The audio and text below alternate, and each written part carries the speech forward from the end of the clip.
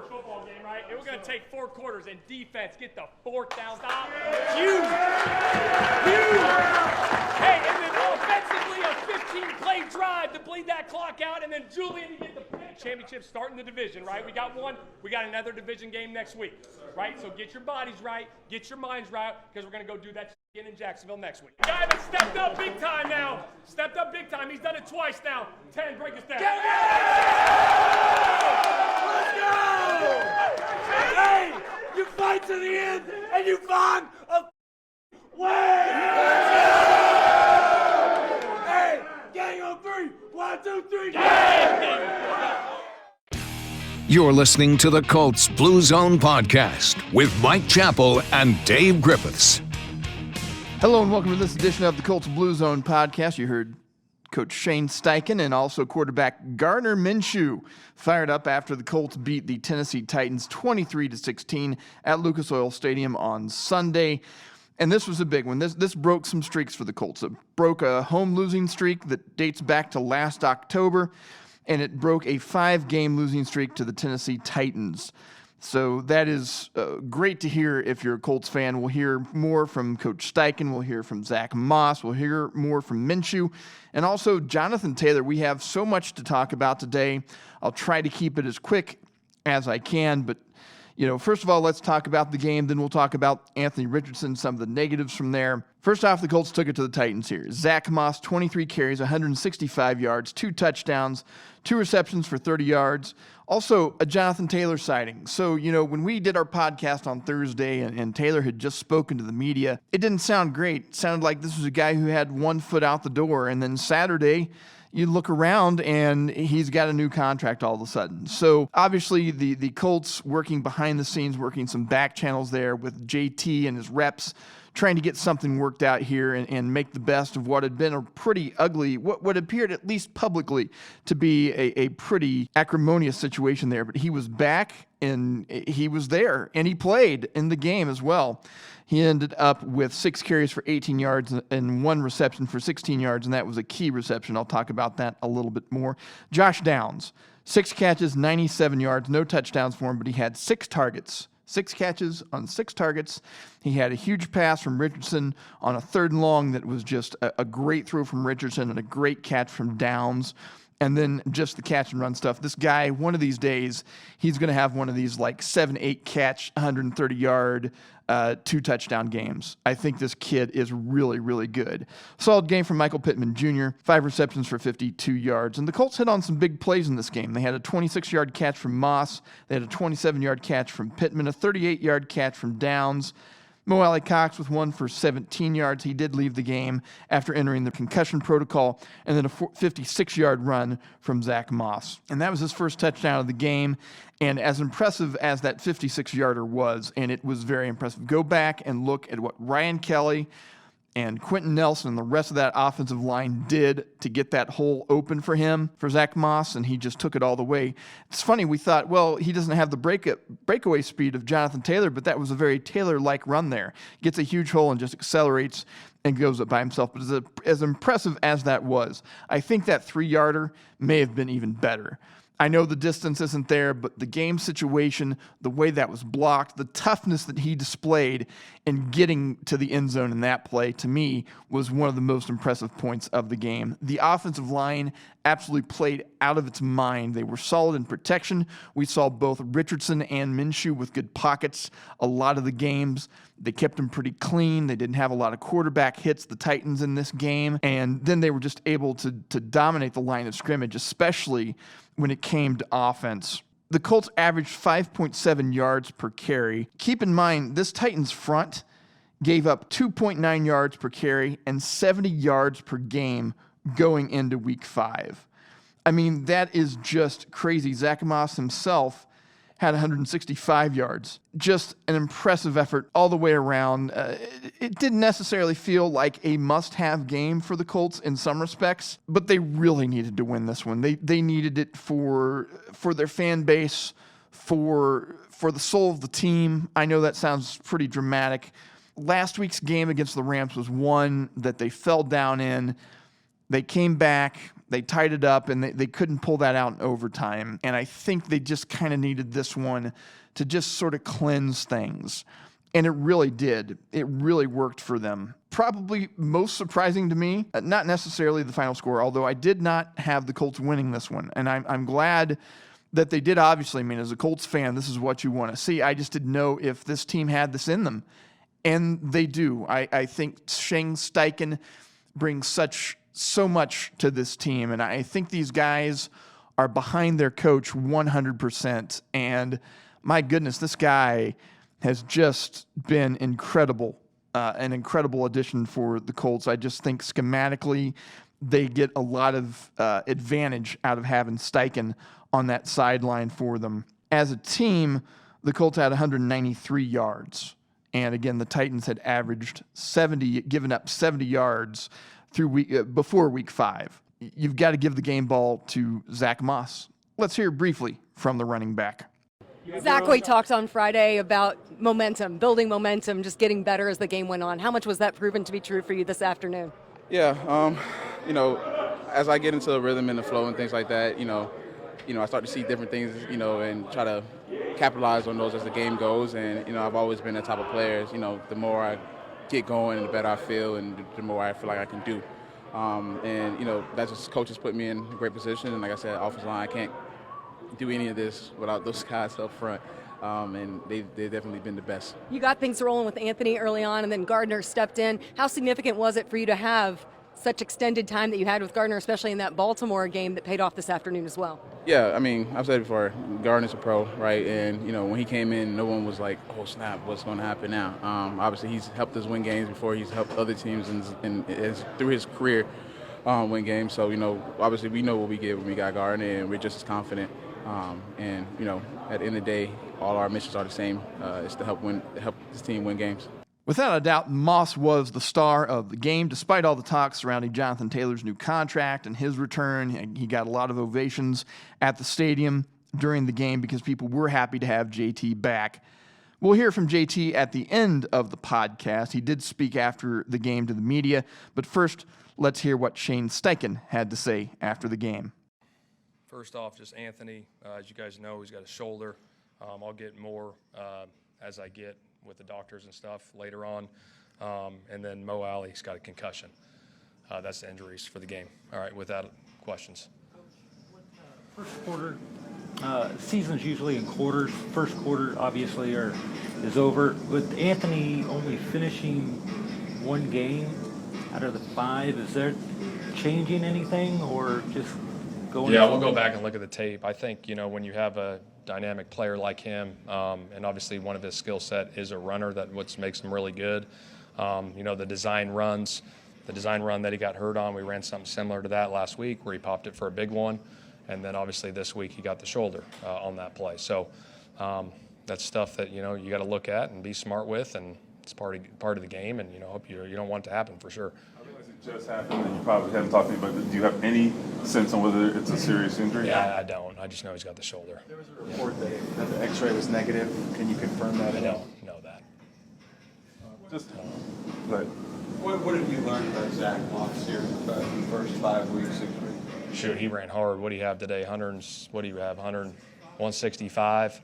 I mean, he ran hard. He had good vision. He popped a few. Obviously, that 3rd and 1, they were in kind of a zero plug look, and he popped it for 50 plus. And then obviously that 3rd down backed up. Great job by the defense getting that stop on 4th down. That was huge. And then to get that 15-play drive, but that 3rd down he caught out of the backfield to go down the sidelines to get some momentum there was huge. But just resilient, running tough, taking care of the football, making big plays for us. The patience and trust that he has with that offensive line right now, can you just tell us what you observed from that line particularly? I mean, the line's playing together. I mean, credit to those guys up front, putting in the work every week, and Tony, our line coach, what he's done with those guys week in and week out. They're doing a heck of a job right now, battling like crazy. He made his season debut today, obviously on a snap count, but what did you think of his performance today? Shoot, I thought he played well. Obviously he had a few runs and everything, but he had the big screen down the sidelines. that was huge. But it's great to have him back. I mean, like I said, the home run ability that he brings to us, and as we keep going, and next week obviously practicing and getting him going a little more, it'll be good. What did his presence kind of do, for you in the locker room, even just him kind of being back? Yeah, I think anytime you get a big-time player like that back in your locker room, obviously it helps everything, right? It helps the energy of the room and all that stuff, and that's what he brings. He brings big playability to this offense, and we're excited to have him. You think about complementary football, the stop that Z had in the fourth quarter, and then the long drive. Just is that what it was going to take to win this game? That was huge. I told the guys, I said at some point, someone's going to have to make a big-time play in this game, and it's going to be 4 quarters. It's going to be a 4-quarter battle, and that's what that game was. It came down to 4 quarters right there at the end, and we get the big stop, like you said, and a 15-play drive there. Would have loved to finish it, obviously, offensively, getting the first down right there. But then Julian Blackmon finishing the game off with the interception. It was a big time. How important has this defensive front seven just been to the way you guys have started? The fourth down is one play, but, Henry only had 3.3 yards a carry. It's kind of over and over again. There's no doubt. They're playing together as one, man. That whole group, obviously, the defensive line, the linebackers, and the DBs are all playing together, but it just keeps showing up. And to hold a guy like Henry to what they did was huge. I mean, he is a big man. I mean, when you see him up close in person, he's the real deal. But credit to our defense, credit to our defensive coaches for getting it done. It's an offensive line standpoint that Tennessee came in averaging less than 3 yards, giving up less than 3 yards per carry, holes all day long. How do you feel about the way the offensive line is killing? Like I said earlier, I mean, they're playing together. I mean, they're doing a heck of a job right now. They're all on the same page. The communications been really good. And then obviously the runner, Zack hitting the holes and seeing it well. I mean, it's impressive to see right now. How would it better that over the Titans? You haven't beat them in a while. First home win in a long time. Division opponent, close game. How big is that for this locker room? Yeah, I mean, it's huge. I mean, division games, all games are big, but, you want to win championships, you got to win division games. And to get the division win at home against Tennessee was huge, and we got to keep it going. Obviously, we got Jacksonville next week, and get ready for them. So you guys have been through a lot. I mean, this year, Anthony getting hurt, overtime games, all that. I mean, just what have you learned through those trials? I think it builds character of your football team. You know what I mean? It kind of, you find out who you are. The resiliency. We talked about that. In Baltimore, obviously, even last week against the Rams, being down 23, coming back. And then finding a way to finish these games, which was huge. And again, I go back to that. Someone's got to make a play, and it's that 4th down stop. We get the 4th down stop. We go on a 15-play drive to bleed all that clock out and leave them, a minute left with no timeouts. It says a lot about this football team. I know that Jonathan Taylor was on a bit of a pitch count, but we saw some of the greatness of Zack Moss over the past few weeks, and then we know what JT can do. What do you think with these 2 guys in this backfield? Oh, that's going to be great. Obviously, it's a great 1-2 punch with both those guys. Zach's seen it well, getting JT back in the fold, his explosive playability. To have those guys back in the backfield is going to be huge moving forward. Seems like Josh Downs catches almost everything going his way. Just how many rookies hit the ground running like this? So what's allowed him to just fit so well so far? I think with any rookie that has success early, I think part of it is they have a natural feel on how to play the game. You know what I mean? A lot of those guys that you see make big plays, they made them in college, and then it translates sometimes in the NFL quickly. But again, I've said this before about him. He's got a natural feel on playing that position, catches everything, runs good routes. He's explosive. And then obviously the quarterbacks, both Anthony and Gardner, got a good feel for the way he runs his routes and just find completions to him. Anthony would have to go through some ups and downs throughout, as a rookie. Not from a physical standpoint, from an emotional standpoint, how do you help him through this part of it where, obviously he wants to be on the field, wants to play? Yeah, no doubt. I think, when something happens like that, obviously he hurt his shoulder today, you got to fight through those things, and that's part of this league. You got to have, the conversations that'll build you as a stronger. Sometimes in life with any type of deal, you get nicked up. Like, why does this happen to me? You know what I mean? You got to think about the positive and think that obviously something good's going to come out of it in the end. Bob, last one. Is Gardner the best backup quarterback in the league? Yeah, to me he is. And I've been around him, and obviously I'm biased, but I've been around him, and I've been around the other guys, but the way he's playing when he comes in, he makes plays for sure. What makes him so why is he so good in this kind of situation? I think he's an elite processor of the game. And when you got a guy that can process the game quickly and make quick decisions, and he's really good, he's accurate, he knows where to go with the football at the right time in the right place, and he's been awesome for us. Now listen, I'm not going to nitpick so much this week. This was a great team win, They did a good job defensively. They did a nice job on offense. They got plays when they needed them against a very tough Tennessee Titans defense. But for all the good, and there was a lot of good, there was one very, very big negative in this game, and that is Anthony Richardson injuring his throwing shoulder. This came on a quarterback-designed run. He kind of got hit by a couple Tennessee players when he went down. One of those players was kind of on top of him, and he landed that full weight of a couple of guys on his shoulder. Reportedly from Ian Rappaport, this is a grade 3 AC joint sprain, again, of that throwing shoulder. He'll probably miss at least a month, according to Rappaport early this morning, citing sources. We haven't heard anything officially yet from the team, but I think the injured reserve is a real possibility here for Richardson. He would miss the next 4 games at the least if the Colts decide to put him on there. That would keep him out at Jacksonville, at home against Cleveland, at home against New Orleans, and then a road game against Carolina in the Frank Reich revenge game. Reportedly, they do need to do another MRI. Richardson may seek a second opinion, so it's not set in stone that he'll miss a month, but that is what the initial reports do tend to indicate. If he is on IR, and he does have to miss 4 games because of this injury, and if they do put him on injured reserve, he would have to miss a minimum of 4 games. It doesn't just mean 4 games, could be longer than that, but he can't return sooner than 4 games. That would put him on target for a return against the New England Patriots in Week 10 when the team travels to Germany for their game. And then after that, the Colts would have their bye week in Week 11. So if the Colts do determine this injury is going to be something that's going to keep Richardson out for a month, I think it's wisest to not play him against the Patriots in Week 10 in that road game in Germany. I think it makes a lot more sense to go ahead, give him one more extra week to heal up there in Week 11 when they're on their open date, when they have that bye week, and then he would come back in Week 12 against Tampa. I think that makes a lot of sense for the team. Unfortunately, this also means Richardson's left 3 out of the 4 games he's appeared in so far. He missed the Baltimore game after failing to clear concussion protocol. He left the Jacksonville game at the end after suffering a knee injury, and he'd also banged up his ankle a little bit earlier in that one. Now, he indicated, and the team indicated, he could have come back into that game at Jacksonville, but because of the situation, they didn't feel like they necessarily needed to put him back in, so they stuck with Minshew there. Week 2 against the Texans, he rolled out a couple of really big touchdown runs and then suffered a concussion when his head hit the turf and had to leave that game in the first half after, spotting the Colts a pretty nice lead there, and then Minshew kind of finished that game up. Week 3, he couldn't play against Baltimore because of the concussion. He had not cleared protocol, so he missed the Baltimore game. Minshew and the defense helped the Colts get an overtime win in that game, and Matt Gay, of course, because he had all those 50-plus yard field goals in that game.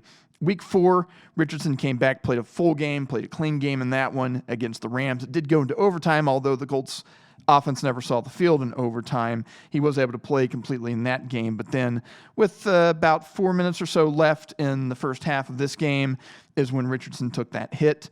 And he is, you could just tell immediately his shoulder was sagging. He was kind of leaning over to his right side, favoring that side. And he was upset about it. You could tell. It's really unfortunate. I mean, of the 3 quarterbacks that went in the first round, Bryce Young is having a really rough start. C.J. Stroud looking all the way like a franchise quarterback right now. Richardson showing flashes of that too, but just not being able to stay healthy. And it's been a real shame for the Colts and the fans, because I do think, as good as Gardner Minshew is as a backup quarterback, he does have his limitations. Now, he processes his football on a very, very high level. Steichen said as much. You do miss some things. There are just things that Anthony Richardson can do that Gardner Minshew can't do, and also that goes for like 99% of the NFL. Can't do the things that Anthony Richardson does. But, you got to keep him healthy. And those designed runs are things that are in part of Richardson's game. And I feel like that's just an unfortunate thing that's happened to him. But, you don't want to throw around that injury-prone tag, but let's face it, 3 out of 4 games he's not been able to finish due to different injuries. And he's had to miss a game because of a concussion as well. But hey, Gardner Minshew there to steady the ship. He was a great offseason acquisition for the Colts. Finished 11 of 14 for 155 yards. led 3 scoring drives, even though he himself did not throw for a touchdown. He ended up leading them to a touchdown and 2 field goals, the touchdown coming by way of Zack Moss, as much of the scoring did for the Colts on Sunday. Gardner Minshew with his winter soldier hair looking magnificent. Let's hear from the Colts backup QB. Can you take us through that last drive and how good it felt to just, one, see the stop from the defense and then notice you took advantage of it? Yeah, the defense played well all day, man. Stopped a really, really good team. Great running back there on 4th down. That was awesome. Wish we could have scored a touchdown then, just to ice it off, feel a little bit better. But it was good to, get some big, crucial 3rd down conversions down the stretch and really set our defense up in a pretty good situation. Thought it was just a great team win, man. You've gotten to see a lot of Zack Moss over the past several months, and then Jonathan Taylor, just what he's done in the past, and even today. How potent do you think this backfield can be throughout the rest of the season? Yeah, no, they just got to keep doing what they're doing, man. Zach's running his tail off. It's obviously exciting to get JT back. We all know what he can do. But, man, Zach's been tough, man. He's been toting the mail for us. A lot of carries, a lot of hard yards, and I'm just really proud of him, happy for him. Happy for myself as a fantasy owner, with Zack Moss. Really been a good stretch. Picked him up in camp, had a good feeling.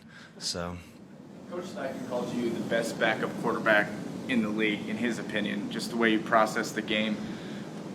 What works for you? What does it mean to have that confidence of your head coach and of your team, knowing that Anthony, with the way he plays, could go down at any moment?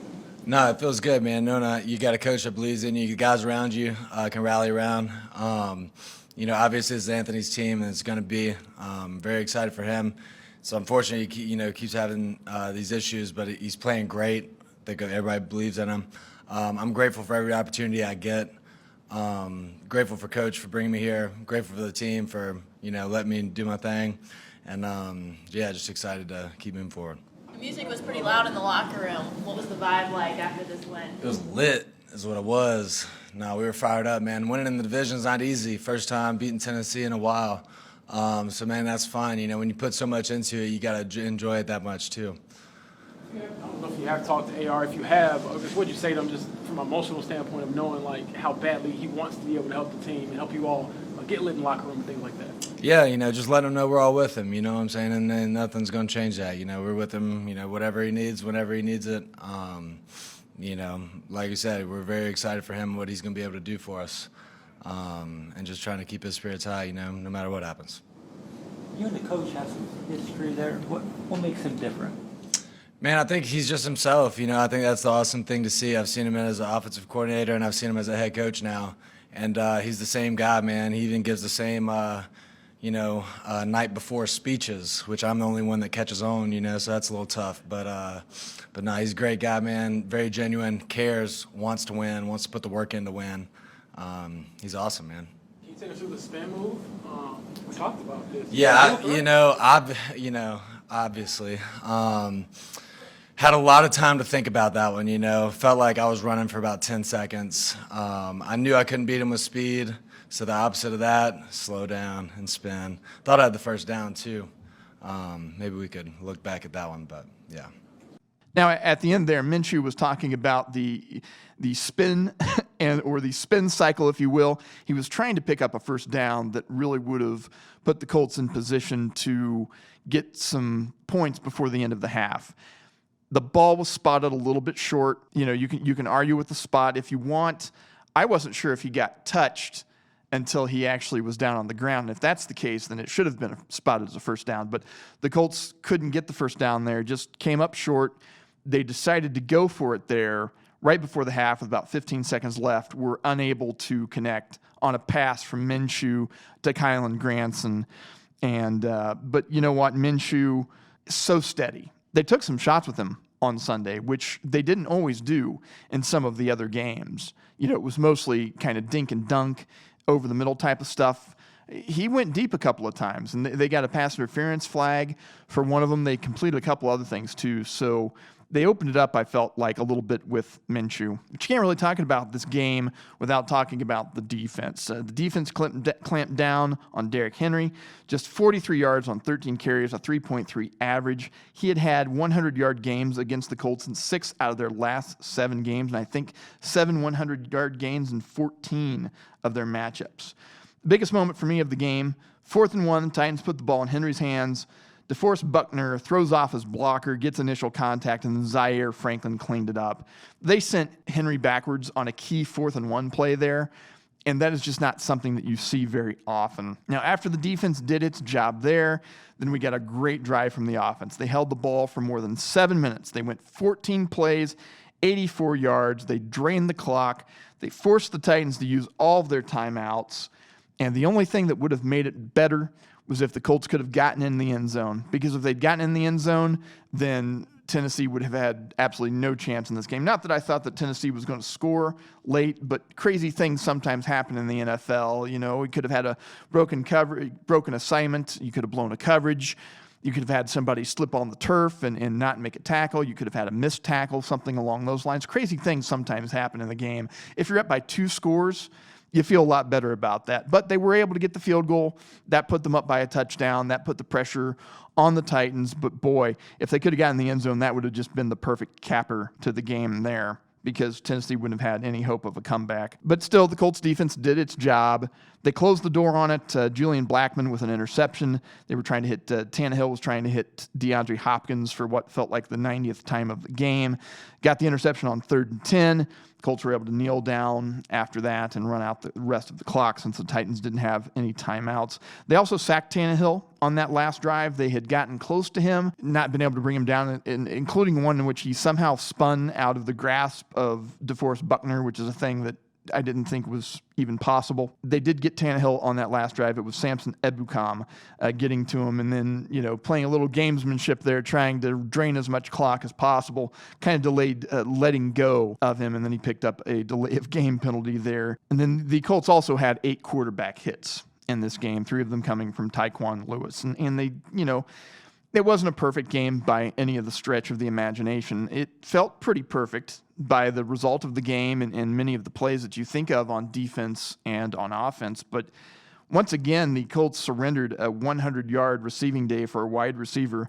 This time, it's no secret DeAndre Hopkins has been one of the best in the league for a long time. He had 8 catches for 140 yards, but he joins Nico Collins, Puka Nacua, and Calvin Ridley as 100-yard receivers against the Colts secondary. And they are young and they are inexperienced, and we do see this as an emerging trend. In 4 out of the 5 games the Colts have played this year, the defense has surrendered a 100-yard receiver. The only team that didn't have a 100-yard receiver was Baltimore, and that was such a grind-out defensive game that it would have been surprising if somebody had gotten 100 yards. Then the other thing that I don't mind being aggressive. We saw it with Frank Reich. We've seen it with Steichen. It is going to be all about pushing it, trying to gain that advantage on the other team. I still would have taken the points before halftime. Now, hindsight's 20/20. If they'd scored a touchdown there and Minshew tried to hit Kylan Granson, but he had a ton of pressure in his face, and he just could not get enough on that ball to get it to Granson, who then would have walked in for a touchdown. It was a well-designed play. I have no qualms with the design of the play or anything like that. Just one of those things where a good defensive player makes a great play and prevents that play from being able to happen. My problem is the Colts knew they would be somewhat limited, right, without Richardson in the game. They have Minshew in, and I know they have a lot of confidence in Minshew, but you have a chance to put some points on the board. And I know that you're going to look at it either way, but I'd say go ahead and take those points, because 3 points better than no points, 7 points better than 3. Certainly I understand that, but given the situation that the Colts had there, where the Titans got the ball to start the second half, they're missing their starting quarterback and now have their reserve in, I think points are at a premium there. And with 15 seconds left in the half, if you just go ahead and take the score, it's really not going to change the complexity of the game at all, because there will be a kickoff, yes, but I don't think the Titans are going to do anything with that. I suppose they could have a return or something along those lines, but in all likelihood, it would have been a touchback and on the kickoff, and then a kneel down for the Titans, and they would have had the ball to start the second half, with the Colts having 3 more points on the board. And then, by the way, after the Colts settled for the field goal late in that 4th quarter after that long drive, it's a 10-point lead now, and that also closes the door on the Titans. But again, hindsight's 20/20. if Minshew's able to get enough air on that pass, Granson gets into the end zone. So I really can't begrudge it there, but I think I would have taken the points in that particular case. You always hate to not take the points when they're there. I know it was a tough situation and probably 50-50 on all of it. Now let's talk about the Jonathan Taylor of it all. Taylor returned for the Colts after being sidelined since December, having surgery in January on his ankle. He talked to the media Thursday. Never really tipped his hat that anything was going on. As a matter of fact, it kind of sounded like a guy who didn't want to be there anymore. And in some respects, I'm a Colt for now. I'm in Indianapolis right now. It's all about health and health and health. I don't want to talk about my contract. I don't want to talk about the situation that I've been in, that, the Colts have kind of caused, and then I've also kind of caused, and my agent's been talking smack, and Jim Irsay's talking about running backs. I'm not going to address any of that type of stuff, but I'm going to talk for 11 minutes essentially about nothing. You can hear all of Taylor's comments on the bonus episode of the Blue Zone podcast that we posted on Thursday. Instead, we found out Saturday that Taylor agreed to a 3-year, $42 million extension with the team. That's about $14 million a year. And it just took everybody by surprise because it appeared that there was acrimony between Taylor's representatives and Jim Irsay and the Colts front office about getting a new contract. They didn't want to give it to him because of an injury, because it was too soon. And as Chris Ballard had said, because they won 4 games last year and they've got a brand new coaching staff and they don't know where Taylor would necessarily fit in those plans. So what's changed here? Well, I think Taylor and the Colts Ballard did say that relationships are repairable, and apparently he was right because they were able to repair this relationship and work out a deal. They know that Jonathan's a special talent. I do recognize that. I think most of the league recognizes that. They were not able to get a trade, and you see the emergence of Zack Moss. You see the development of Anthony Richardson. You see how this team looks like, this year it may not just be a year that's going to go in the waste bin. This might be a legitimately good football team. Now, we're going to know a little bit more in a few weeks, and that's always the case in the NFL. But did anybody think the Colts would be 3-2 going into week 6? I mean, I certainly did not think that they were going to do that. I did not think that they had it in them to perform the way they did against the Tennessee Titans after struggling against that team for such a long time. I think that all had a lot to do with it. It's sort of like the greatest trick the devil ever pulled was convincing the world that JT and the Colts couldn't agree on a new contract. He's a special talent. The Colts know it. JT likes being here, or at least we thought he did up until, the summer. And when he found out he wasn't going to get a new contract right away, that kind of was the precipitated this whole sort of off-season drama. And let me tell you, my first thought was it's a 3-year contract for Jonathan Taylor, but it is a 3-year extension on us having to talk about Jonathan Taylor's contract. It's a 3-year break. We get to talk about this maybe a couple more times during the season. We no longer have a disgruntled running back who doesn't have a contract. We no longer have to talk about the franchise tag, the Colts using it next year and maybe the year after that, and Jonathan Taylor may be thinking about sitting out or any of that stuff. It's all done, gone, over. We can get back to football, and I think that's where everyone would like to be. He was used sparingly, as you would expect for a guy who only practiced a couple of times and had a walkthrough on Wednesday. But he was activated off the PUP list, physically unable to perform list last week, able to return to the active roster. They activated him on Saturday, and he was used sparingly. Just 6 carries for 18 yards, 3 yards per carry. He did have a very important catch, a 16-yarder on that on a field goal drive. And every score was important for the Colts in this game, and that was a pretty big play there when it happened. But you know what? We heard from JT on Thursday. He didn't have much to say. Let's hear what he said after this game, his first for the Colts since December of 2022. Put in perspective where you started training camp to now. I mean, a lot has happened, but it's the way it's ended and so forth. Just what's the perspective on how it transpired? Man, it's been a journey, but to be able to finally step back on the field today with my brothers, that was a good feeling. It's been a while, and just trying to get the feet wet, get back into it. The NFL is a physical game, so just being able to work yourself back in felt great. I mean, I don't know anybody who says this, but it felt great getting hit, just because you haven't felt that in a while. What was the emotion like running out of the tunnel and just kind of hearing the reception of everybody? It was awesome. I mean, we got the best fans in the whole United States, really the world. We got the best fans in the world, and just hear them scream and roar, coming out the tunnel, and all we're doing is doing what we love. I mean, it's priceless. What can you say about your running mate, Zack Moss, and his performance today? I mean, you guys see, I just don't know how he keeps hitting that spin move. I got to add that into my repertoire, but, I mean, you just see how dynamic he is. He's a tough runner, and then you guys saw today, he has breakaway speed too, so don't sleep. JT got the deal done, got an extension done. Can you take us through what that means for you and what led to a deal? It means a lot just to be able to know that I'm going to be here playing for the best fans in the world, playing with some of the best players in the world, and to just know that it's a family atmosphere here. Like I said from day one, after my first season, I always wanted to retire a Colt. So to be able to take another step towards that, it's amazing.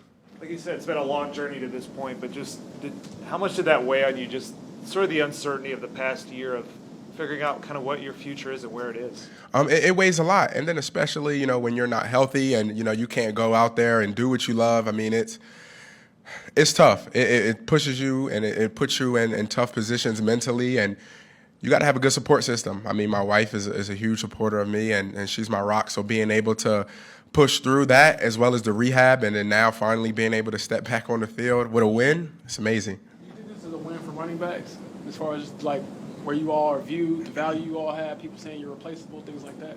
I definitely think it is. Anytime a running back can go out there and perform, but also have some security, it just shows that running backs are essential. I mean, you guys saw today, Zack Moss, like just being able to lean on him in order to come out with the win. I mean, that last drive, I think we got the ball with like 8 minutes, 55 seconds left. It was a long drive, and, kudos to Zack for being able to be that tough runner, for being able to take us down the field. Business sometimes does get a little personal, and this was a long road. But how do you think, I mean, other than just money, but like, do you think there were other things that happened to kind of bring you guys back together and get on the same page and everybody move forward together? Yeah, number one, I think the big thing was, let's take a step back and look at what the number one goal was. The number one goal was always to get healthy. So, once you kind of clear that hurdle, there's a whole new door and plethora of possibilities. So, like I said, just being able to grind it out throughout the entire offseason, trying to get back healthy and just get my feet wet today. It was a good feeling. I'm really looking forward to next week. The other day you said that you kind of wanted to prove to yourself that you're healthy again. I know this is just one game, but did you feel moments like that? Was there a moment out there where you felt like you're yourself again? Yeah, especially that first play when you get a D tackling you for the first time since December 15th. You kind of know, like, hey, I put in some solid work as the game progressed, being able to just get a feel more and more. And, attack this next week at practice, and then I'm super excited for next week. Did it hit you at all that it was, the Titans at Lucas Oil, same spot last year with the ankle? Did you think at all about that sort of full circle moment? This is the first, I didn't even think of that. That's crazy. I didn't even think of that. Wow. I was just so excited to be back out there, I didn't even think of that. That's wild. Thank you for bringing that up to me, actually. Said that Edgerrin James was instrumental in the mediation process. What did James say to you over the course of the last few weeks? James has always been helpful, just being able to lean on him. I mean, you look at the type of back he was. I mean, a legendary Hall of Fame running back. So just being able to gather advice from someone who's done what you're trying to do, has walked that path, I think that was instrumental. And I don't think that'd be a smart move to not take someone's advice who's already walked the same path as you. When you're you're in a public space, people can look up how much you make, and how long you're going to be here or whatever. When you're viewed sometimes in such a transactional way, like how do you navigate that or keep the blinders on when you're saying, I think I'm worth whatever, and then you have a ton of people saying, oh, well, I think this? I really think you just got to lean on your support system, the guys inside of these walls. I mean, every single day, those guys are encouraging me and pushing me, hey, we can't wait to see you back out there. And that pushes me through my rehab process, just knowing what that feeling was like, running behind Quentin Nelson, Ryan Kelly, pass protecting for Anthony Richardson or Gardner, like just being able to have that vision on what I want to be, and I want to be back out there with my guys. So that really took me through the rehab process. You guys, you, Quentin, you going back to Marlon Mack, a lot of guys here have contributed to establishing an identity of like a power, a power run team that, is tough to play. Are you getting back to that, do you feel like? 100%. I think when you have guys up front like we have, it's not like, hey, let's just run this play. It's no, hey, let's go run this play. Let's dominate everybody that's across from us, and let's go score. And when you have guys like that in front of you, I don't know what kind of person you can be, but it's really hard to not give more than you even have. Just try to empty the tank every single time. JT, would you have played for the Colts again without a new contract? I think with a new contract, that really doesn't matter because being able to work through with Jim Irsay, Chris Ballard, and the entire organization, the number one goal was always to get healthy. I think that's where things got misconstrued at, and everybody was on the same page on Jonathan needs to get healthy. Jonathan wants to get healthy. We want Jonathan healthy. And I think the fact that it was a little delayed, one, it was a big hit on myself because, you just plan everything out after surgery and then, it takes a little longer and you got to keep grinding. You don't know when you're going to come out of it, and then you start to come out of it little by little each day, and then you start doing more and more, and then you start progressing. Then it leads you to this, a win in a division at home. So was getting healthy the reason why you received an extension or feel like you've received an extension? I was going to say, yeah, feel like, I don't know. At the end of the day, it's always the organization's decision, but being able to put yourself in the best position is always the number one thing you can do. And for me, that was getting healthy. You touched about this a little bit the other day about, you want to get back to being that happy guy we see around. Just what has this week been like for you, kind of, I guess, resetting the mood and seeing some happy things within these buildings again?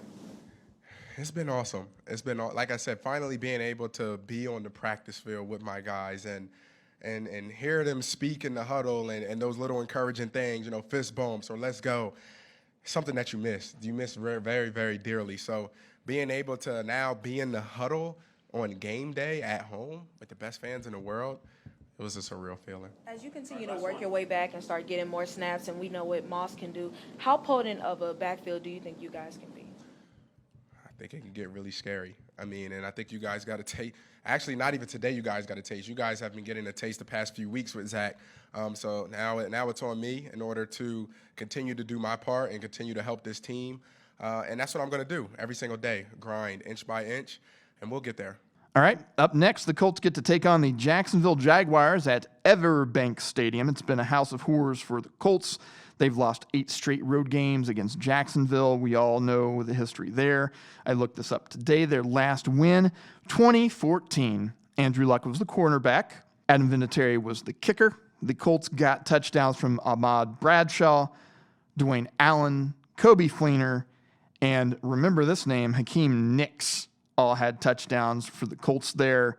Greg Toller had an interception return touchdown for Indianapolis. Blake Bortles was the quarterback for the erstwhile Jacksonville Jaguars during that game. That's the last time the Colts were able to escape with a win there. 44-17 was your final. They entered the game 3-2 with a chance to take a division lead here. If they can beat Jacksonville, they will be at 4-2, and they'll be in the division lead there in the AFC South. They will, however, have to do it without Anthony Richardson, who should probably miss at least a few weeks with that sprained shoulder joint. We will have a full preview. We'll break it down. We'll get Mike Chappell's thoughts on the crazy weekend with JT's contract. We'll hear from Dave Griffiths about what he thinks about the Colts game and their upcoming matchup with the Jags. That's all coming up on the next episode of the Colts Blue Zone Podcast. Thanks for joining us. I'm Matt Adams.